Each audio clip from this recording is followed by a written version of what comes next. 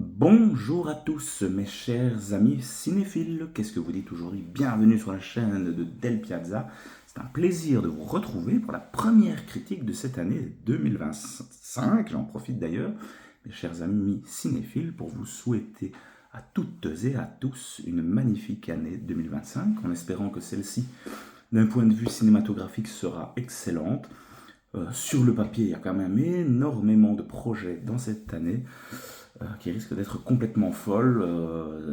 2024 a été un petit peu plus compliqué. Après, on le savait, il y avait eu la grève des scénaristes qui avait causé pas mal de retard dans toutes les productions cinématographiques. Donc voilà, les choses reviennent tout doucement à la normale. Voilà, j'en termine avec mes bons voeux et enchaîne directement avec la critique de la saison 2 de Squid Game. Alors, Squid Game, bien sûr, que vous pouvez retrouver sur Netflix, phénomène mondial, hein. Je pense qu'actuellement, on ne parle que de ça. Bien évidemment, la saison 1 avait cartonné, et, bon, difficile de passer à côté et de surtout de ne pas avoir un peu suivi le phénomène. Et puis, bien sûr, moi j'avais beaucoup apprécié cette saison 1 où, ben voilà, tous ces jeux qui sont devenus maintenant iconiques depuis quelques temps, notamment le 1, 2, 3 Soleil avec cette poupée tueuse. Ben voilà, tous ces jeux de la saison 1 étaient vraiment exceptionnels. Et puis, ben, voilà, j'avais beaucoup aimé entre moments de critique sociale de la société, vraiment, où on voyait toutes les réactions de chaque personnage et un petit peu de leur attrait à l'argent. C'était super intéressant. Et donc, j'avais beaucoup aimé cette première saison. Je trouvais que ça s'était quand même bien achevé, donc voilà, je voyais pas trop l'intérêt d'une saison 2. Ça faisait un peu peur sur le papier, mais maintenant, j'étais quand même curieux de voir ce qu'ils allaient proposer. Alors, il faut savoir que le créateur de la série n'était pas du tout partant. Pour lui, son œuvre était achevée, mais il a décidé, vu le cachet qu'a dû proposer Netflix pour continuer, ben voilà, il a essayé de pondre une histoire. Donc bon, c'est quand même assez cocasse de se dire que le gars, on a marre de Squid Game et puis que finalement il continue à produire quelque chose dont il n'a plus nécessairement envie. Alors, on retrouve le joueur 456, un star de la première saison, qui avait gagné les Squid Game et qui va tout mettre en œuvre avec l'argent qu'il a récolté pour essayer d'arrêter ces fameux jeux. Et puis, il va finalement se retrouver encore une fois euh, dans, euh, dans ces jeux, dans le Squid Game. Et donc, il va essayer de tout mettre en place pour pouvoir arrêter les différents jeux. Alors, sans trop spoiler directement, cette saison 2, la recette, elle marche toujours. On a toujours, bien sûr, ces fameux jeux iconiques, même si, voilà, ici, on a pu découvrir deux jeux de nouveautés, et clairement, ça crée toujours la même angoisse, ça vous opère toujours le même stress et puis il y a des côtés parfois un peu marrants vis-à-vis des réactions de certains personnages. Euh, ça, c'est toujours un peu particulier. Et puis il y a toujours un petit peu de stress quand même par rapport à certains personnages. Et puis ouais, c'est quand même assez malsain, cette série, on va pas, on va pas se mentir.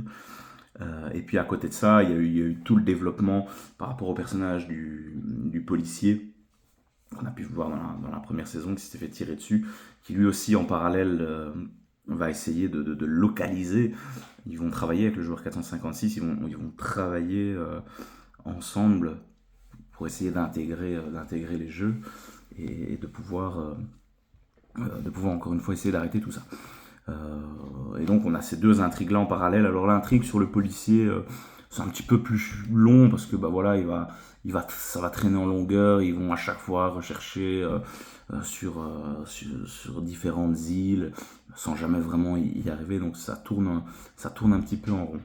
Alors après, ce qui est un petit peu décevant, c'est qu'on sent que cette saison-là a été pensée un petit peu comme la première partie de la saison 2 dans ce sens. Netflix aime bien faire ça avec ses séries phares, d'abord de la couper en deux parties. Et ici, j'avais l'impression aussi que cette saison 2 est plus une saison 2 partie 1 qu'une saison 2 proprement dite. Ça, c'est un petit côté... Voilà, on se rend compte après quelques épisodes que le Squid Game ne sera pas terminé, quoi. Ça va pas être... Ce sera impossible. Et comme de fait, voilà, on s'arrête un petit peu au milieu, et à mon avis, pour la troisième saison, on devrait retrouver au 6-7 épisodes, j'imagine, pour clôturer la série. Normalement, ça devrait être cette fois-ci la dernière saison, si Netflix ne décide pas de, de sortir le cachet ou de créer d'éventuels spin-offs. Alors, pour rentrer maintenant un peu plus dans le spoil, beaucoup de nouveaux personnages, hein, forcément introduits ici. On a encore tous les déchets différents et possibles de la société. On a un arnaqueur en crypto, on a ce fameux rappeur Thanos, qui est un personnage insupportable. On a une espèce de femme vaudou, possédée. On a les amis du joueur 456, les deux marins qui vont un petit peu aussi essayer de l'aider. On a une femme enceinte. Et on a aussi la grand-mère et son fils qui ont tous les deux voulu intégrer le Squid Game pour régler les dettes du fils. Gros coup de cœur déjà sur la maman. Je crains malheureusement le pire dans la deuxième partie. Je la trouvais assez touchante. Puis on a un transsexuel qui est là aussi. Et donc, pour en revenir au personnage de la maman, par exemple, voilà, elle a beaucoup de développement de personnages, notamment au début, on voit qu'elle n'est pas trop... tout ce qui est transsexuel, elle connaît pas, ça l'étonne. Et puis elle va apprendre à connaître cette personne, et puis ils vont développer petit à petit une relation, et ça va être un peu la mère du groupe où elle va à chaque fois un petit peu aider et réconforter chaque personnage. Donc je l'aimais beaucoup, et j'avais à chaque fois peur à chaque jeu de la voir mourir, parce qu'elle était assez touchante.